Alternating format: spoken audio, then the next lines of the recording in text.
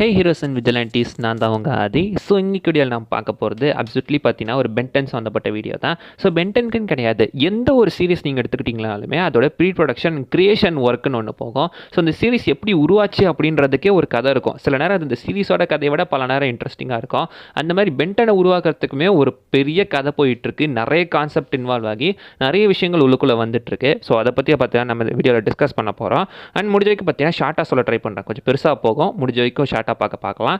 இந்த வீடியோவை ஆரம்பிக்கலாமா? ஆக்சுவலி பென்டனை பார்த்தீங்கன்னா ஃபர்ஸ்ட் அந்த கான்செப்ட் யார் உருவாக்குனதுன்னு பார்த்தீங்கன்னா ஸ்டீவன் இ கார்டன் அப்படின்னு சொல்ல போகிற ஒருத்தர் தான்.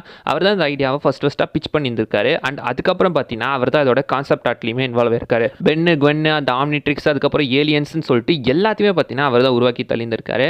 அண்ட் இனிஷியலாக பார்த்தீங்கன்னா பென்டனை வந்துட்டு ஒரு மல்டிவர்சல் கான்செப்டாக தான் வைக்கவே ட்ரை பண்ணியிருந்திருக்காங்க. பென்டன்ன்றது பார்த்தீங்கன்னா டயல் ஹச் ஃபார் ஹீரோ அப்படின்னு சொல்லப்படுற ஒரு காமிக்கை பேஸ் பண்ணி உருவாக்கினது தான். இது ஆக்சுவலி டிசி காமிக்கோடது. அந்த சீரிஸில் பார்த்தீங்கன்னா அந்த டயல் அமுக்கிறது மூலமாக ஹீரோவால் வந்துட்டு ஒரு ஹீரோவாக மாற முடியும். ஐ மீன் அந்த மெயின் கேரக்டரால் ஒரு ஹீரோவாக மாற முடியும். இது வந்துட்டு ஒரு டிசி காமிக் தான். இதை இன்ஸ்பயர் பண்ணி தான் பார்த்தீங்கன்னா ஆக்சுவலி பென்டனே உருவாக்கி இருந்திருக்காங்க. ஆக்சுவலி பென்டனில் மல்டிவர்ஸ் இருக்குது, பட் பென்டனோட இனிஷியல் கான்செப்டே பார்த்தீங்கன்னா மல்டிவர்சல் கான்செப்ட் தான். ஏன்னா பென் கிட்ட ஒரு ஆம்னிட்ரிக்ஸ், அப்போ பழைய ஆம்னிட்ரிக்ஸ் உருவாக்குனாங்கல்ல, அந்த கான்செப்ட்லேயே நீங்கள் எடுத்துட்டிங்கன்னா பென் வந்து மல்டிபிள் யூனிவர்சஸில் இருக்கிற அவனோட வேரியன்ஸாக மாறுற மாதிரி தான் பார்த்தீங்கன்னா கிரியேட் பண்ணியிருந்திருக்காங்க. ஸோ மல்டிபிள் யூனிவர்சஸ் எல்லாம் பென் பார்த்தீங்கன்னா ஒவ்வொரு மாதிரி வித்தியாசமாக இருப்பாங்க. ஸோ அந்த ஒரு ஸ்பெஷல் எபிலிட்டி பவர் கொண்ட ஆட்களாக பென் உருமாறுற மாதிரி தான் இனிஷியலாக அந்த கேரக்டரை உருவாக்கி இருந்திருக்காங்க. பட் அதுக்கப்புறம் அதையுமே எடுத்துட்டு ரொம்ப காம்ப்ளெக்ஸாக இருக்குது அப்படின்னு சொல்லி முடிஞ்ச வரைக்கும் சிம்பிளிஃபை பண்ண தான் ட்ரை பண்ணியிருந்திருக்காங்க. அண்ட் ஒரு கான்செப்ட் ஆர்ட்லாம் பார்த்தீங்கன்னா இந்த வாட்ச் வந்துட்டு செஸ்ட்டில் இல்லாமல் அவன் நெஞ்சுக்குள்ளேயே பார்த்தீங்கன்னா ஒரு போர்ட்டல் ஓப்பன் பண்ணி அதன் மூலமாக அந்த ஹீரோஸ்லாம் அவன் வந்து உருமாறுற மாதிரிலாம் கான்செப்ட் உருவாக்கியிருக்காங்களாம். இது ரொம்ப டார்க்காக இருந்ததுனால லேட்டராக நான் அதையுமே தூக்கிட்டு இருக்காங்க. இனிஷியலாக அதை அவங்க வாட்சாக கிரியேட் பண்ணலையா, அவங்களுமே அது ஒரு டயலாக தான் கிரியேட் பண்ணியிருந்திருக்காங்க. அதுக்கப்புறம் பார்த்தீங்கன்னா அந்த பெல்ட்டாக வச்சிருக்காங்க, அதுக்கப்புறம் தான் வாட்சாக மாற்றிருக்காங்க. பட் இந்த பெல்ட்டாக வச்சாங்கன்னு சொன்னால அந்த கான்செப்ட் வச்சு தான் அப்படியே மை நேம் இஸ் ராஜ்ன்ற ஒரு இந்தியனைஸ்ட் வெர்ஷன் ஆஃப் அந்த பென்டன் கார்ட்டூன் உருவாக்கியிருப்பாங்க. அதுவும் நல்லா தான் இருக்கும். முடிஞ்சா அதை பற்றி நான் ஃபியூச்சரில் பேசி ஒரு வீடியோ போடுறேன். அண்ட் இனிஷியலாக பென் எப்படி கிரியேட் பண்ணியிருந்திருக்காங்கன்னா இந்த மாதிரி தான். ஸோ பென்னு பார்த்தீங்கன்னா ஹைட்டாக ரெட் கலர் முடியை வச்சுக்கிட்டு அவன் கையில் இருக்கிற ஆம்னிட்ரிக்ஸ் கூட பார்த்தீங்கன்னா ஏதோ ஒரு கோல்டன் கலர் பிரேஸ்லெட் மாதிரி தான் இருக்கும். இப்படி தான் பென்னை இனிஷியலாக கிரியேட் பண்ணியிருக்காங்க. அதுக்கப்புறம் அதையுமே கொஞ்சம் கொஞ்சமாக மாற்றி அந்த பிரேஸ்லெட்டை ஒரு வாட்சாக மாற்றிருக்காங்க. அந்த வாட்சில் நீங்கள் டைம் பார்த்தீங்கன்னா 10 சர்க்கிள்ஸ் தான் இருக்கும். 12 தானே இருக்கணும், இங்கே 10 இருக்கு. அப்சல்யூட்லி பார்த்தீங்கன்னா 10 ஏலியன்ஸ்க்கு 10 சர்க்கிள். அது எங்கே நிற்குதோ பாசிபிளி அந்த ஏலியனா பென்னால் மாற முடியும் போல். இனிஷியலாக பென் வந்து தன்னோட மல்டிவர்சல் வேரியன்ஸாக மாறுற மாதிரி வச்சு, அதுக்கப்புறம் அவன் சூப்பர் ஹீரோஸாக மாறுற மாதிரி வச்சு, அதுக்கப்புறம் அவன் மான்ஸ்டர்ஸாக உருமாறுற மாதிரி வச்சு, அதுக்கப்புறம் தான் பார்த்தீங்கன்னா ஏலியன்ஸ்ன்ற கான்செப்டே உள்ள கூட்டு வந்திருக்காங்க. இந்த ஷோவோட டெவலப்மெண்ட்டில் பார்த்தீங்கன்னா கிரெக் ஜான்சன் அப்படின்னு சொல்லப்படுற ஒருத்தர் இருந்திருக்காரு. அவர் தான் பார்த்தீங்கன்னா நம்ம இந்த மாதிரி கொண்டு போகாமல் நம்ம ஏன் ஏலியன்ஸை கொண்டு வரக்கூடாது அப்படின்ற அந்த ஐடியாவை பிச் பண்ணது அவர் தான். அதுக்கப்புறம் தான் இந்த ஷோவை பார்த்தீங்கன்னா ஏலியன் ஷோவாகவே மாற்றிருந்திருக்காங்க. அண்ட் அதுக்கப்புறம் தான் கொஞ்சம் கொஞ்சமாக இப்போ நம்ம பார்த்த ஒரு ஷோவாக அது உருமாறிட்டு இருக்கு. இந்த ஷோவேங்க நீங்கள் உதாரணத்துக்கு பென்டன், இந்த ஷோவுக்கு ஒரிஜினலாக வச்ச பேர் பென்டனே கிடையாது, ஃபோர்ஸ் 10 தான். அதுக்கப்புறம் 10 பென் அப்படின்லாம் வச்சிருக்காங்க. அதுக்கப்புறம் தான் மாற்றி நான் பார்த்த பென்டன் அப்படின்னு வச்சிருக்காங்க. அண்ட் ஆம்னிட்ரிக்ஸோட ஒரிஜினல் பேருமே பார்த்தீங்கன்னா மெகாவாட் அப்படின்னு தான் வச்சிருக்காங்க.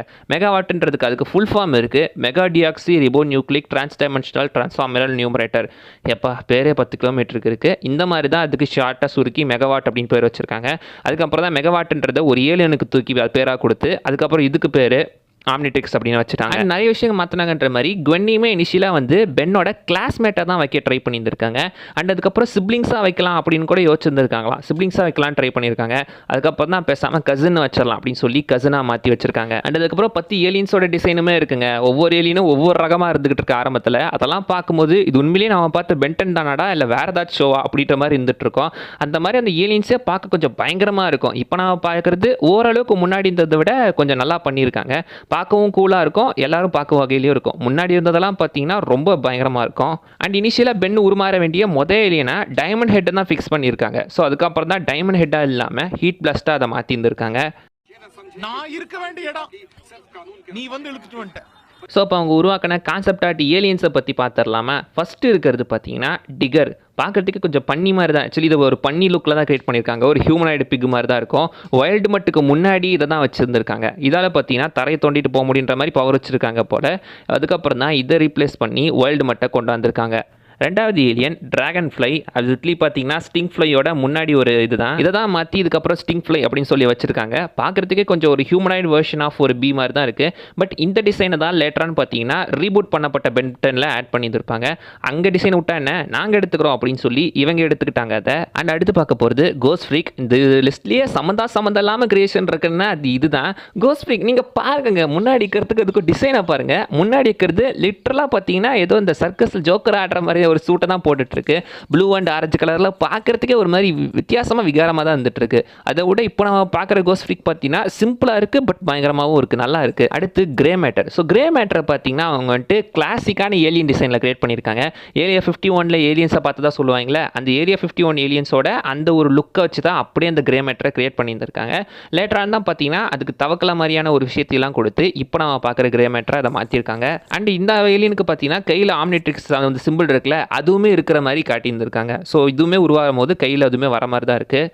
அண்ட் அடுத்த ஏலியன் தான் இன்ஃபர்னோ. ஹீட் பிளாஸ்ட்டுக்கு முன்னாடி உருவாக்கப்பட்டது. இந்த இன்ஃபர்னோ பார்த்தீங்கன்னா இனிஷியலாக வந்து ஃபுல்லாக நெருப்பு எறிகிற ஒரு மனுஷன்ற மாதிரி இல்லை கருகி போன ஒரு ஆள் மாதிரி தான் நமக்கு ட்ரை பண்ணியிருக்காங்க. அதுக்கப்புறம் தான் நடுவில் அந்த நரம்புகள் மாதிரி நெருப்பு போகிறதெல்லாம் காட்டி கொஞ்சம் வித்தியாசமான டிசைனாக மாற்றிருக்காங்க. அண்ட் அடுத்தடுத்த டிசைன்ஸில் பார்த்தீங்கன்னா அதுக்கு ஷோல்டர்லலாம் வந்துட்டு இந்த எரிமலைலாம் நெருப்புலாம் வர மாதிரி ஒரு டிசைன் கிரியேட் பண்ணியிருக்காங்களாம். இதே விடுவானே அப்படின்னு சொல்லி லேட்டரான்னு பார்த்தீங்கன்னா பென் 10,000க்கு இதை ஆட் பண்ணியிருந்திருப்பாங்க. அவ மாதிரி ஹீட் பிளாஸ்ட் இப்படி தான் வந்துட்டு இருக்கோம். ஸோ அந்த டிசைனை அடுத்த ஆளுக்கு யூஸ் பண்ணிட்டாங்க. அடுத்தது பிளான் கை, வைல்டு வைனோட முன்னாடி வெர்ஷன். கொஞ்சம் எப்படி சொல்கிறது, ஒரு மான்ஸ்டர் லுக்கில் தான் இருந்துகிட்டு இருக்கு. அதுக்கு விட இப்போ வந்து பார்த்தீங்கன்னா கொஞ்சம் பெட்டராகவே இருக்குது அப்படின்னு சொல்லலாம். உங்களுக்கு இது பிடிச்சிருக்கு, அதுவா இதுவா? பட் எனக்கு பார்த்தீங்கன்னா அந்த வைல்டு வைனை விட இது கொஞ்சம் பிடிச்சிருக்க மாதிரி இருக்குது, கொஞ்சம் வித்தியாசமாக இருக்குது. அடுத்தது ரேசர் ஜாஸ். ரேசர் ஜாஸ்னா நம்ம ரிப்ஜாஸோட முன்னாடி வெர்ஷனுங்க. இருக்கிறதுலையே கொஞ்சம் கொடூரமான மான்ஸ்டர் மாதிரி இருக்கிறது இதுதான். என்னடா பண்ணி வச்சிருக்கீங்க அப்படின்ற மாதிரி தான் இருந்துட்டு இருக்கு. பார்க்குறதுக்கு ஒரு முதல்ல மாதிரி இருந்துட்டு இருக்கு, ஒரு ஹியூமனைட் crocodile மாதிரி தான். பர்பிள் கலர்லாம் வச்சு காட்டியிருக்காங்க. லேட்டரான அந்த ரிப்ஜாஸை ஃபுல்லாக பார்த்தீங்கன்னா ஒரு மீன் மாதிரியே நமக்கு கிரியேட் பண்ணி கொடுத்துருக்காங்க.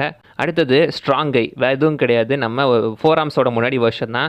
பேர் வச்சுருக்காங்க ஸ்ட்ராங் கை, பிளான்ட் கை, இந்த பென் 23 பேர் வைப்பால அந்த மாதிரி சப்பையாக பேர் வச்சுருக்காங்க. 4 ஆர்ம்ஸ்ன்ற பேரே நல்லா தான் இருக்குது. 4 ஆர்ம்ஸ் பார்த்தீங்க ஆக்சுவலி வந்து ஃபுல்லாக ரெட் கலரில் இருக்கிற மாதிரி இருக்கும். இவனை கொஞ்சம் டிஃப்ரெண்ட்டாக வந்துட்டு ஒரு கிரே கலர் மாதிரி கிரியேட் பண்ணி கொடுத்துருக்காங்க.